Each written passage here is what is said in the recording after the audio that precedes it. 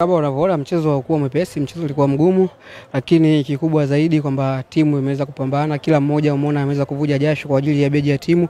Kwa hiyo ni jambo zuri kwetu sisi pia kitimu, na Mbeya City umetupa mchezo mzuri wa kwenda kujiandaa pia na dabi ya Jumapili.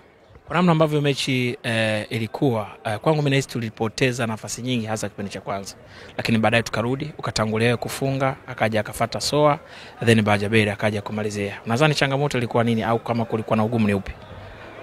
Kwanza kabisa ni jambo zuri kwa sababu ukiangalia tuna muendelezo wa kuendelea kutengeneza nafasi nyingi, lakini pia tutazidi kufanyia kazi eneo la finishing ili kila nafasi tunaweza kuipata tuweze kuiconvert iweze kuwa goli, kwa sababu tunaamini tunabahatika tuna create nafasi, tunapata nafasi nyingi, lakini chache katika nyingi ndio ambazo tunazitumia. Kwa hiyo naamini sio kila mechi tutaweza kupata nafasi nyingi kama hivi.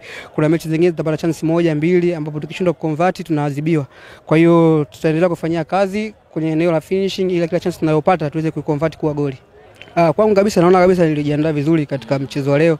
Tangia jana nakumbuka hata mara ya mwisho niliongea na kaka yangu, akaniambia anasubiri goli langu niweze kufunga goli langu la kwanza. Kaka yangu Allen kwamba anasubiri sana kwa hamu goli langu la kwanza. Nikamwambia the day is tomorrow. Akacheka sana.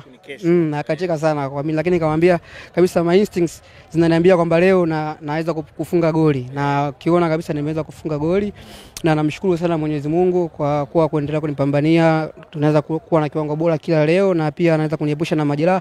Ni jambo muhimu sana. Tuzo hii hapa Umepata kaka hapa vizuri kabisa. Inazidi kuniongezea motisha kuendelea kupambana. Naamini kila mtu alistahili, kwa sababu ukiangalia asilimia kubwa kila mchezaji amevuja jasho kwa ajili ya beji ya timu leo, lakini bahati mbaya kwamba tuzo tu liko moja, kwa inabidi apate mmoja, na mimi nimewakilisha timu yangu nzima, na mimi tutaenda kuifurahia wote.